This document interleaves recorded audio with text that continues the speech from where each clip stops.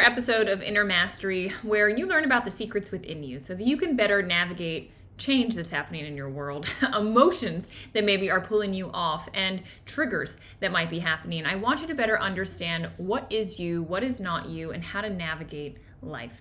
Now, today's episode is a continuation of our current book club. We are reading Eckhart Tolle's A New Earth, and today we talk all about the beginning of chapter 4, really the first 10 pages. I'm kind of going 10 pages at a time because this book is really dense. And today's focus is really about why we don't have authentic relationships.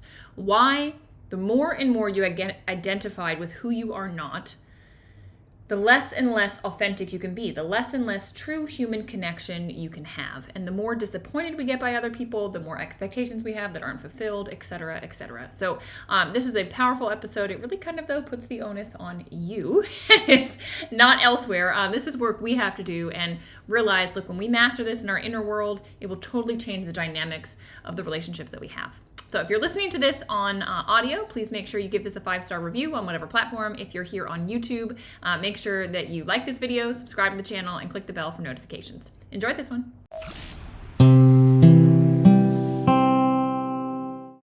Hey there, Danielle Matthews here. I am coming to you live from Florida. Today is Monday, so it's book club day, and we are currently reading A New Earth by Eckhart Tolle. So if you are joining me on the replay, just let me know that you're here. If you're joining me live, let me know when you have arrived. We're currently reading chapter 4. Now this book is pretty dense, so we're going through about 10 pages at a time each and every week. And this week we read up through, I guess in my book, it's like page 96. And it was all about the roles that we play in life and how, the more that we get dragged into these identities, the less and less and less authentic our relationships become. And I don't know about you, but hey, Charlotte, good to see you. Guys, let me know when you're here. I don't know about you, but it seems to be that there's like a lack of depth of relationship, of authentic relationships. I find, probably because, again, it's election season, I find people even being tentative and hesitative about being able to even discuss, those political views and even just talking about the discourse about what's going on in the United States, at least.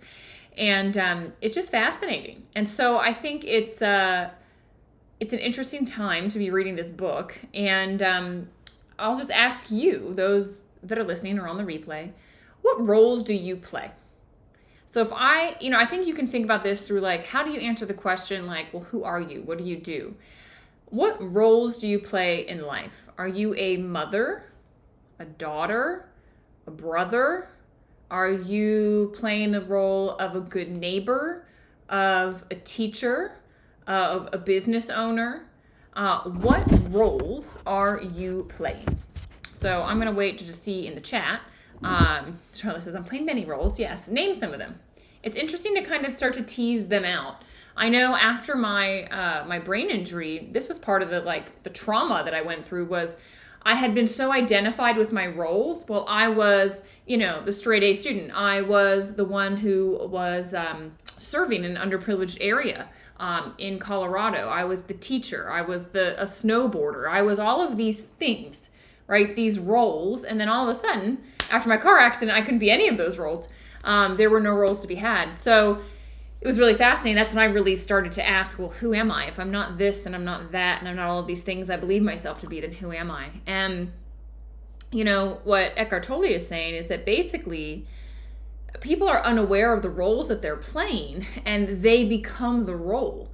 And, the roles are absorbing our attention. He says the ego doesn't know that the source of all energy is within you, so it seeks it outside. So the ego starts to dress things up, right? Identify with all these things inside of the container and say, well, I am the teacher, and let me go seek outside and become the best teacher, help my kids get the best grades, help, my school be recognized for this or that, right? All of these things. Yeah, grandmother, right?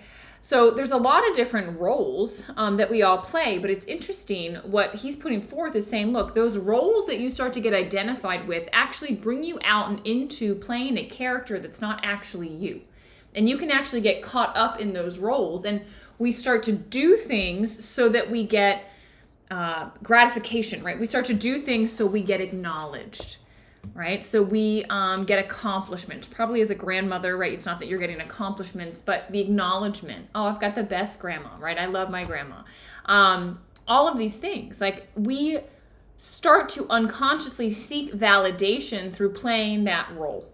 You know, I did great in school probably because on some level I understood that, oh, I get acknowledgement when I do well, and that feels good. So I want to keep doing well so I can get that acknowledgement. It's fascinating, you know, how it works. And what he says is any conceptual sense of self, seeing myself as this or as that, is the ego. All right? So what we were talking about at the beginning, politics, Democrat or Republican, it's ego, or independent, right? It's ego. Like, you're not any of those things, okay? You're way beyond all of that. And I thought it was kind of interesting, you know, because some people don't seek out attention. You know, I used to be one of these people who's very shy. And so I kind of was thinking, and then he brought it up in the book, like, well, do shy people then not have an ego?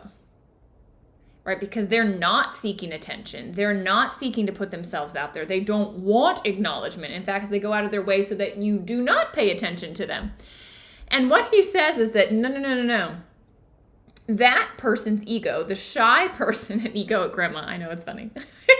But the shy person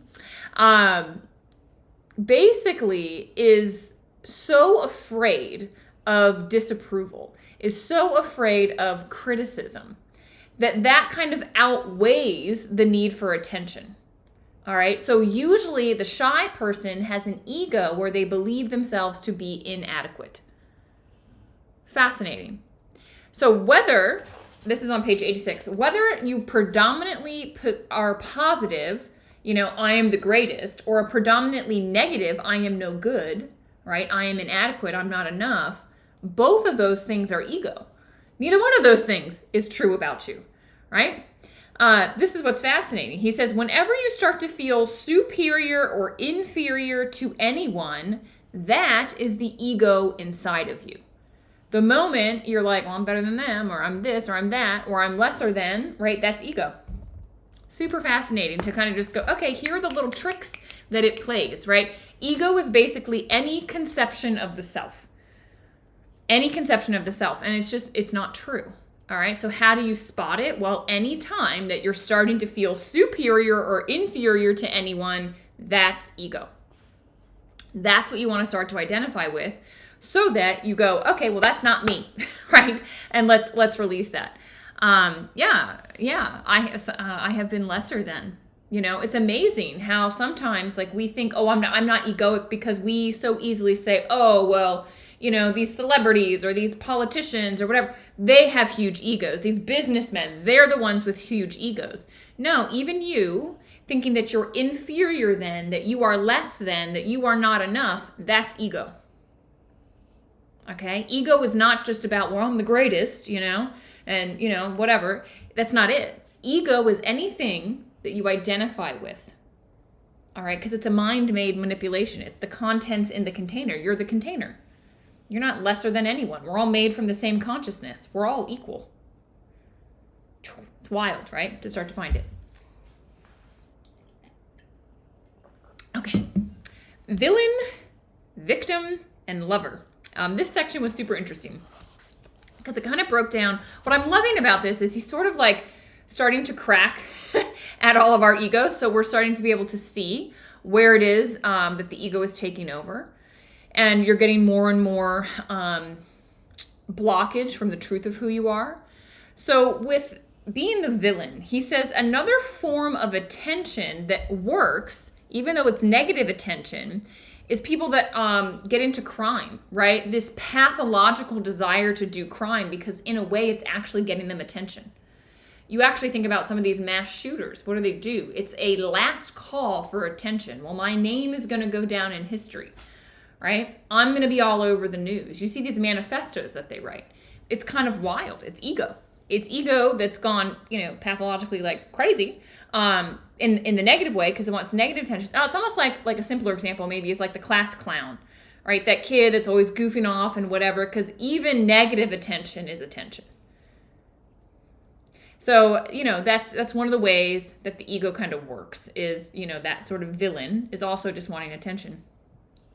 Victim. Okay. Victim is interesting because a victim ego is an ego that is looking for and seeking pity, sympathy, others that will be interested in their problems, right? So just be honest with yourselves. Put a 1 in the chat. If at some point, check your internet connection. Let's dismiss. Am I gone from you all? I wasn't paying attention. I'm going to stop the Instagram. Sorry, Instagram. It'll be over on Facebook. Sometimes, I swear, just like chews up the internet. So, are y'all there? Will you put a 1 in the chat if you hear me? I believe I see you guys there. So, let's just make sure. Let me do a speed test real quick. Little interlude. Okay, yeah, my internet's working. Maybe there's just a delay.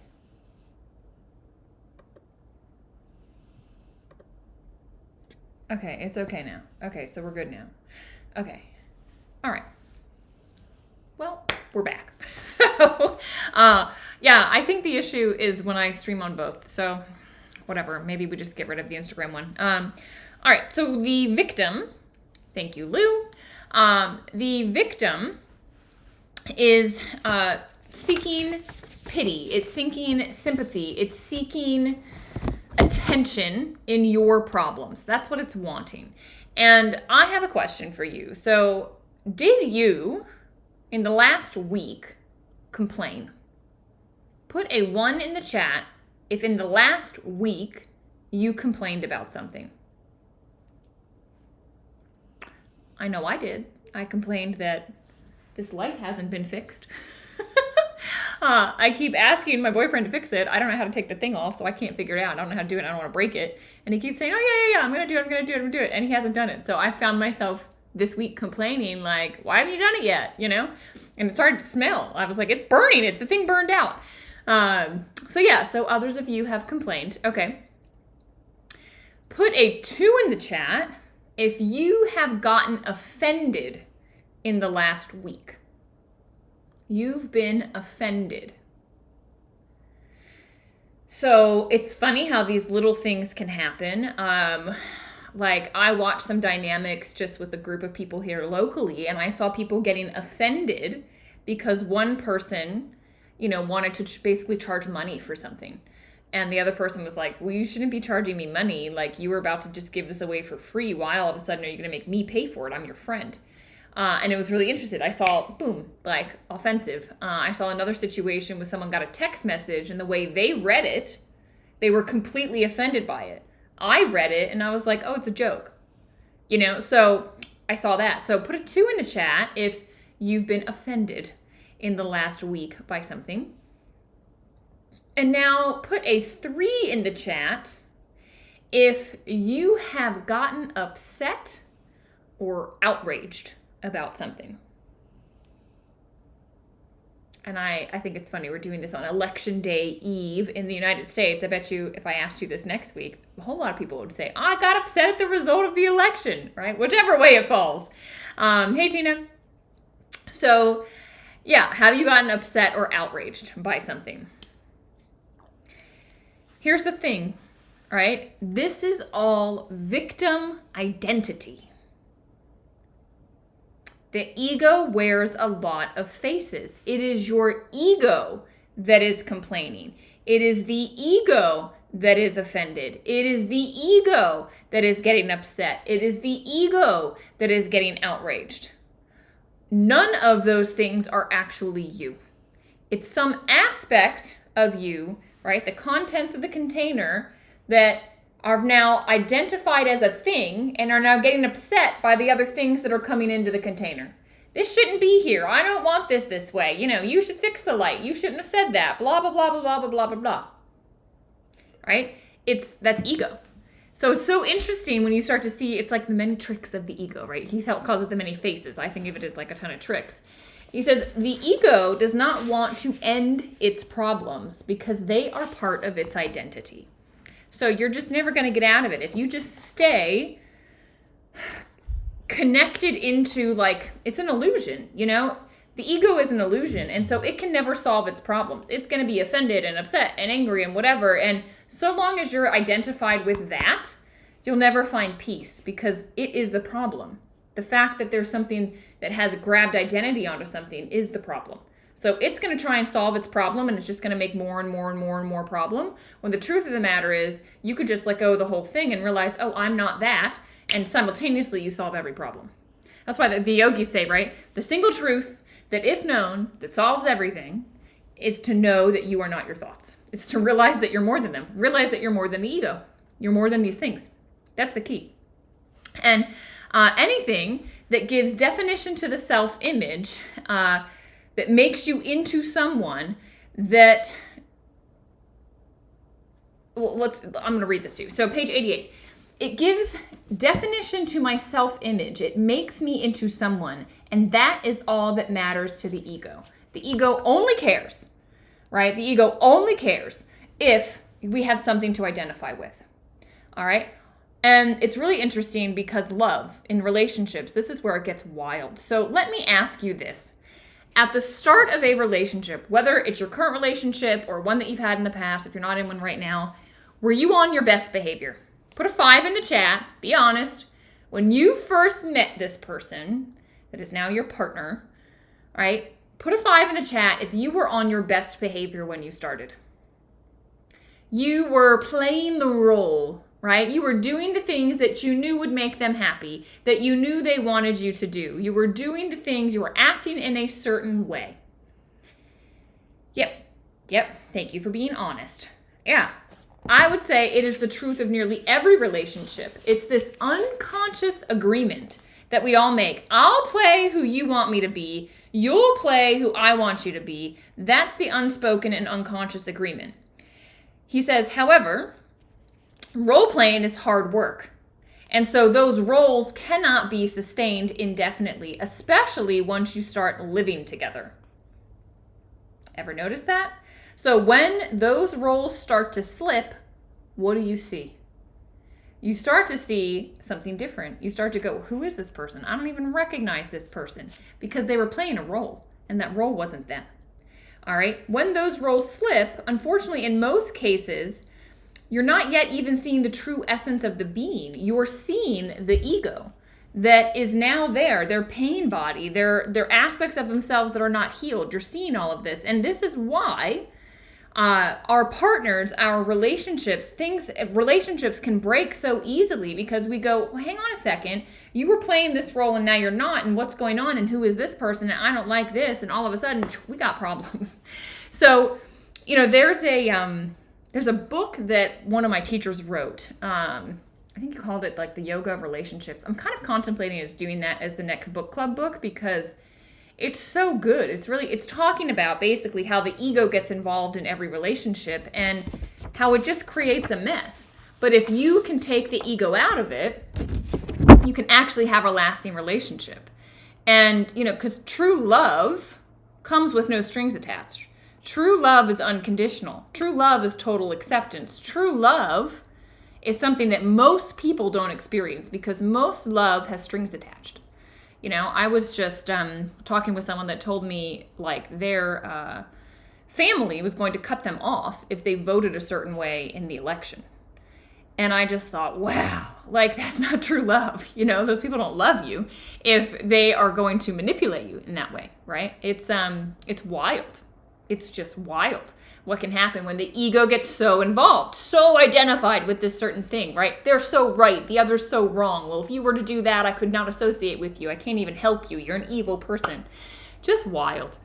You know, I think it's interesting. He talked about how in the old days, people were given a role, right? You were, you know, the smith, or you were the builder, or you were the priest, or you were whatever, insert role, the nurse, the doctor, the blah, blah, blah.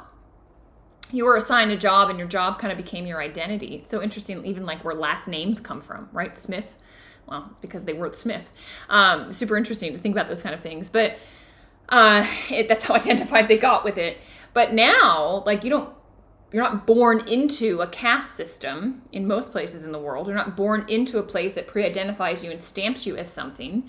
And so now, interestingly, he said, a lot of egos are confused. Well, who am I and what's my purpose? Because in the olden days, you were given something that you just identified with and it stayed with you for life. Now, it's like, well, you have some autonomy to figure out who you want to be and what you want to do. Kind of interesting to think about that. And he says, the truth is, though, you're not anything that you can think of, right? You're not your thoughts. And so anything your mind says you are is not even true anyway. So just release it all. These pre-established roles may give you somewhat of a comforting sense of identity, but ultimately you will lose yourself in them. And authentic human interactions become impossible when you lose yourself in a role. I think that's what I see politically, right? Like I was sharing with, the friend that's family said they're going to cut them off. You lose human interaction when you become so identified with the role, right? And politics is just an easy one because it's so prevalent right now. So identified as the Democrat or so identified as the Republican or so identified as the Independent or whatever it is, that, you can't even see the humanity in somebody else because this has blinded you so much. Wild, right? And so what he's saying is like no authentic human interaction can come when people are identified with their roles. Right? You're not being your true self. The true self is the container. When you're the container, you can allow all things to come in, all people to come in. Everything is fine. You accept it all as it is, equally. Right? And that's authenticity. When you're around people that are like that, you feel the difference. Right? You feel that they have true unconditional love. Right? And you feel held and you feel seen, and it's beautiful. But those people are few and far between because so many people are locked up in their own egos. So drop the roles, right? Drop the falsehoods, drop who you're not. That's the key. And he says, most of us get caught up playing our roles because we're unconscious and we basically confuse this pattern of behavior with who we are. Like I thought, oh, I'm the snowboarder, I'm the teacher. This pattern of behavior that I would do every day, day in and day out, like that's me. No, that's not you. You're the one witnessing that. Even now, as like a business owner and professional and entrepreneur, it's like, I'm not that either, and you can fully get pulled into that and go, wait a second, I'm not that either. So you got to kind of watch yourself. Authenticity is a good feeling. And if you're not having authentic relationships, don't point out they're inauthentic. Look at yourself and go, where do I maybe have some aspects of myself where I'm not all allowing, where I'm not just accepting everyone as they are, where I'm having preconditioned, notions of how they should be or ought to be, or like how they're going to fit into my world. Humble yourself, right? Take these things away. And it's so easy. It's so easy to assign roles to other people, right? And how it relates to you. Like you can categorize them. Like I have a family member that like just puts people into a little box because I can see that it's easier for them to justify how that person's acting or what's going on. Oh, they're this way. Oh, this person's always that way. Oh, this person's always that way. And so it makes them easy to dismiss, and it's just da-da-da-da-da, I'm right, they're wrong, this is why, they're in their little boxes. And it's so interesting to watch how when we can basically put on to someone else what we believe them to be. It's just our ego identifying like an ego in them, which who's to say that's even true? And, just notice. I will say just notice because you're doing it. You are doing it. And the more identified people are with their respective roles, the more inauthentic the relationships become. Right? And that's just, I don't want to live in a world like that. And you probably don't either. Right? We want authentic relationships. And that's what's necessary. So I think it's kind of interesting. I think it was on page 93. 93, 94, these temporary roles. If you think about when you get into an interaction with somebody, there's actually 4 people in the interaction, right? There's this concept that you have of the other person, right? If I were to say Donald Trump, who's probably the most polarizing figure, in modern times, we have a concept of who that person is, okay? Like we all do. And then you have people that also are looking at you and have a concept of you, right? Lou says, you look like a diamond though, right? So this is the concept that Lou has of me. And then you have a concept of yourself, and this person has a concept of themselves. So there's all of these crazy interactions. It's like, well, I believe I'm this way, and I see you as that way. But you see yourself as this way, and you see me as that way. It's just like we're all looking at each other not through clear lenses. And it's wild this day and age to see it, because you can see it in the media, right? The media will take a comment, and depending on, which platform you're watching, the same comment is viewed through a certain lens by these people that are looking, right, to confirm their analysis, their prejudgment of who this person is. And then the other, side looks at it from this way, this perspective, and says, well, yeah, of course, because they're looking at it as a confirmation of the person they think that person is. And so even looking at the same content, right, we talked about that one interview that was done, and both sides of the aisle loved it, right, because they both viewed it through their own lens and saw success there. So just super interesting, right? I keep using politics because, again, it's so in our faces right now, and it's so polarized. But I think it's important to bring that into, like, your own personal life, your kids, your business partner, your neighbor, your loved ones, your sister, your mom, dad, whatever, aunt, uncle. Like, you have a preconceived notion of them. Satguru, I don't know if any of you follow him, but he said, I have people that have been working with me for 20 years, and I meet them every single day as if I don't know them, because who they are today is completely different from who they were yesterday. If they're doing the inner work and they're constantly letting go and growing, there's a completely different human being.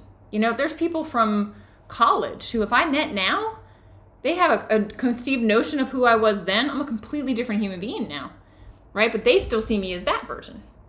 And it's like, well, which one is the real version? Well, we're just constantly evolving. And so I just love what Satguru says. He says, I meet everyone as if it's the first time I met them every time that I meet them. I don't have preconceived notions. I don't let my ego tell me who this person is. I receive them exactly as they are. That's powerful. And people want to be felt and seen that way, So I think there's no surprise, right, that there's conflict in relationships, and think about it between countries and everything else. It's just, it's the playing out of the ego in the external world. And it makes for wild times. So in order to get rid of that, like, it takes time. He shared this story in here, page 94, about the monk, right? I think who was supposed to be talking at, like, I forget the exact details of this story, but at the funeral of a famous person. And as people were coming, the monk said he noticed that his palms were getting sweaty, right? Which is an indicator of internal, like, nervousness, hyperarousal. And after the ceremony, he, like, went off for 8 years and said, I need to practice more. I haven't mastered this, because on some level, his mind was casting out and saying, this famous noble person is so important. I need to not mess up, right? Versus if it had just been some commoner that he was doing a funeral for, he wouldn't have had these anxieties. And he said, wow, the fact that my ego is putting something onto this when there really isn't anything, like, we're all just human. This is when he realized this is the problem. So just watch yourself, right? Do you get nervous talking to a certain person? That person's not better than you. They're the same. We're all cut from the same cloth, okay? We're all coming from the same place. And we all have things, right? Beautiful things, keys that we've learned along this journey that we can offer one another. We can all learn from one another. Absolutely we can. So the last bit in this chapter was about happiness. And, when somebody asks you, how are you? Are you truthful or not? And I think it's kind of interesting. Like, when people ask, how are you doing? How do you handle it? The truth of the matter is, if you're unhappy, don't say that you're happy, right? It's just, that's a facade. That's a role. You're playing happy when you're not really happy. You're just going to lead to more misery. So if you're unhappy, just look at it. And what he said, I just absolutely loved this quote. It was my favorite of the whole chapter. The primary cause of unhappiness is never the situation, but your thoughts about it. The primary cause of unhappiness is never the situation, but your thoughts about it. The external world happens, you have an internal response, and that creates your reality. All right? So if you're unhappy, flip the internal response. choose a different internal response, and your reality will be different. It's the only thing you can control. You can't control how the world is showing up. We can't control who gets elected tomorrow. Nothing, right? You can do your part, cast your vote, let go of the result, right? We don't know.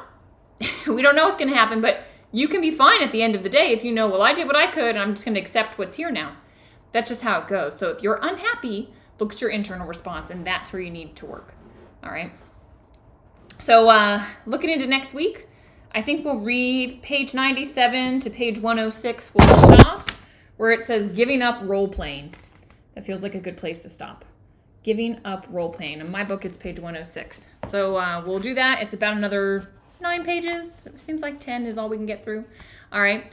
I hope you enjoyed this. I always love being with you all. Sorry again about the internet. Evidently not strong enough to stream on 2 platforms. So we'll do Facebook. All right. Lots of love to all of you, and I will see you later.